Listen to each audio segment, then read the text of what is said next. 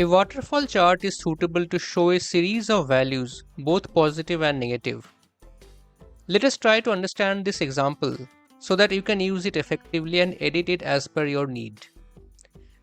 As you can see, there are 4 colors in the chart: positive, negative, grand total and subtotal.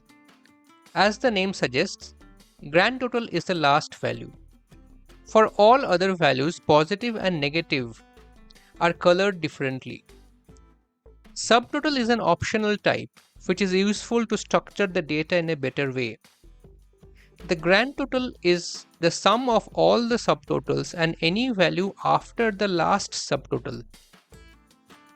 In this current example, we have subtotal value of 4000 minus 2000, and after that values of 45 and minus 245. Therefore, the grand total is summation of all these 4 values, which comes to 1800.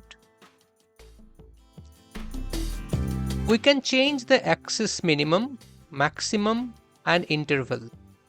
For example, in this case we have 0 to 4500 with a 500 gap. We can change it to 0 to 5000 and with interval of 1000.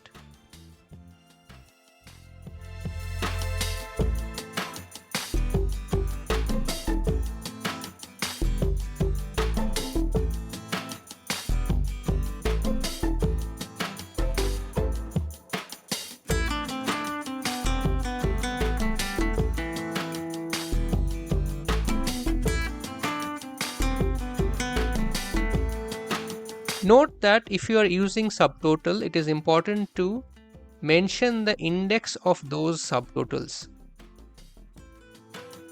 The index is a zero-based index, therefore when you mention it as 2 and 6, it essentially starts from 0. So 0, 1 and 2.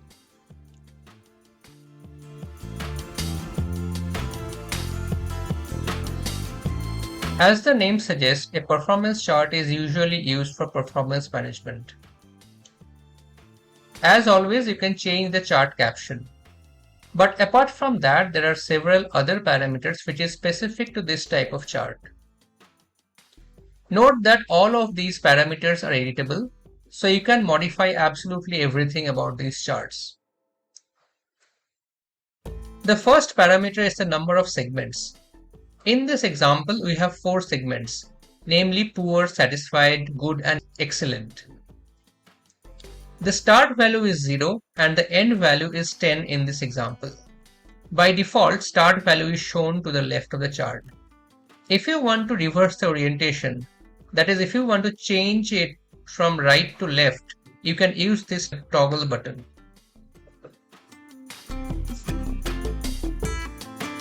Segment boundaries are the border line of these segments. In this case, the segment boundaries are 2, 5 and 8.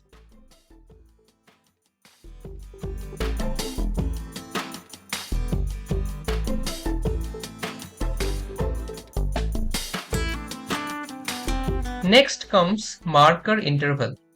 Since the interval is set here as 2, the markers are placed at 0, 2, 4, 6, 8 and 10.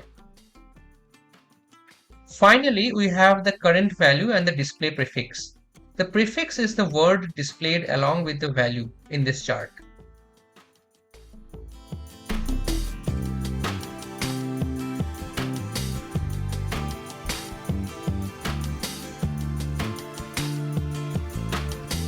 In case of a gradient performance chart, everything is same as a normal performance chart, except that the color scheme is in gradient format. Sometimes it gives a more polished look. You can change the color and in each case a new gradient is generated. We also have the option to round the corners, which may look good in some of the cases, depending on how you want it.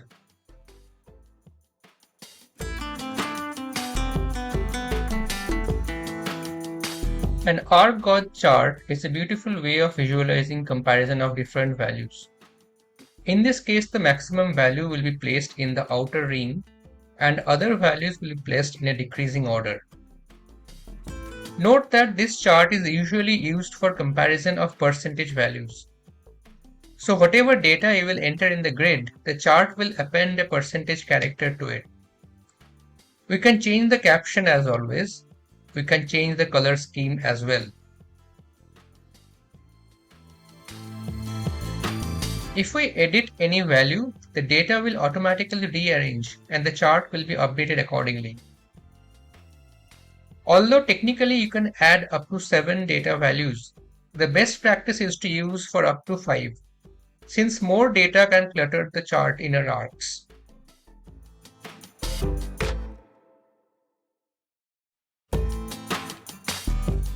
In a 3D column chart, we can rotate the viewing angle by clicking it. This is useful to get the right perspective before exporting it to an image.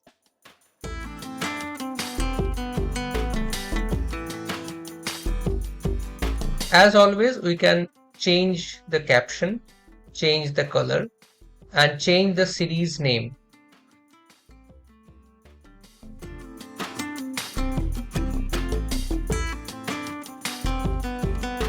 If we want to change the number of series, we can click the right option in the slider. A dialog will appear, and when you proceed, a blank grid will appear with the required number of columns where we can paste data from Excel. In case of a 3D back-to-back column, the columns are placed one behind another.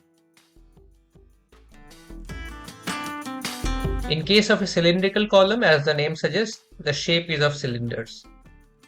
The other options are 3D stack column and 3D 100% stack column.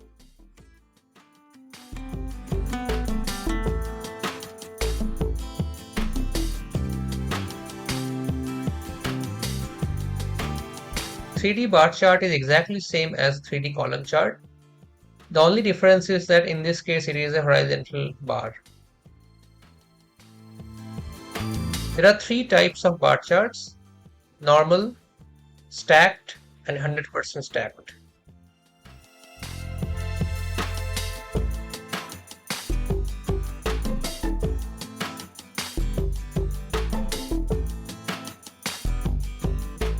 One of the most versatile type of chart is line chart. As always, we can change the chart caption, we can change the color scheme, and we can also change the name of the series. We can convert these charts to other formats of line charts. For example, in case of a spline chart, the points are connected through curved lines. In case of a step line, a step-like formation is created. Apart from that, there is stacked line or 100% stacked line.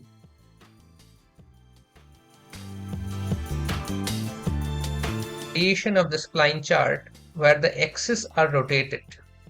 Depending on the type of data, you can select which type of chart is suitable for your data.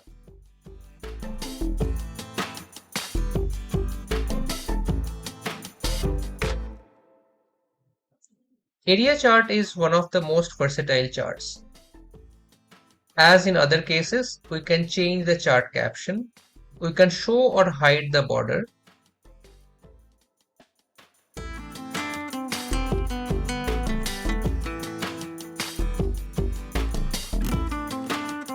In ChartMaker, when you change a color scheme, a suitable transparency is also added to give it a polished look. We can change the series name. The other type of area chart is a spline area where the points are connected through curved lines. Step area where there is a step-like formation.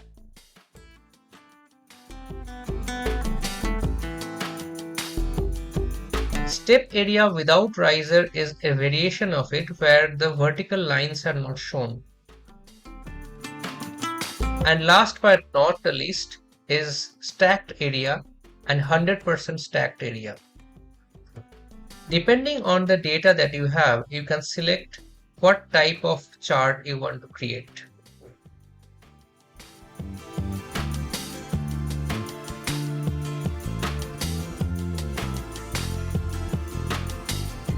Range area is a chart which is useful for very specific type of data.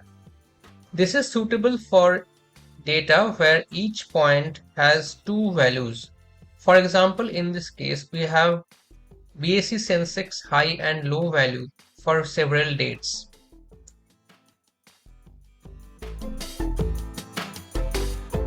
As in other charts, we can change the caption, change the color. We can show or hide the border, although it is preferable to keep the border on. Y-axis fit is an option which, if activated, will give the data a better fitment with respect to the axis. Another variation of this chart is a step range area chart, where the points are connected through straight lines, thus giving it a different type of look.